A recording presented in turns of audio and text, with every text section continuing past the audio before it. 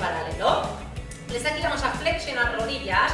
El culete va a ir hacia atrás, flexiono rodillas, culete hacia atrás, controla que tus rodillas no pasen la punta de los deditos y levantamos de nuevo.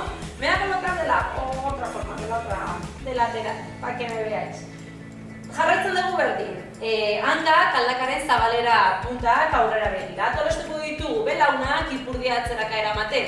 Kontuz, belaunak zuen puntak ez pasatzea. Tolestu belaunak, bizkarrak zuzezun zen. Kontuz, belaunak puntak ez pasatzea. Eta gora berriro.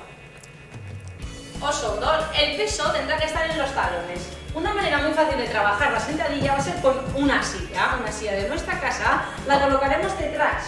Eta berdina egingo dugu.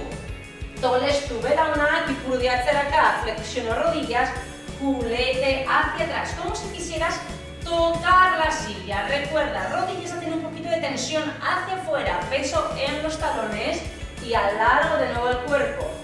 Flexiono rodillas, pisua orpoetan egon behar da eta belaunak kanporuntz egin barote indar pixka bat, eta berriro gora. Muy bien, uno de los problemas que solemos tener también es que llevamos el cuerpo muy hacia adelante. Ahora será el turno del palo.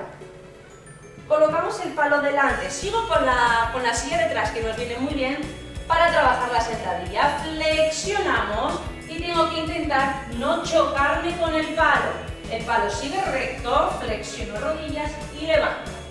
Aquí estamos trabajando con un palo, pero lo podemos trabajar perfectamente con un palo de escoba, de fregona y podemos hacer ese trabajo con todos los de casa. No hay excusa para quedarse quieto.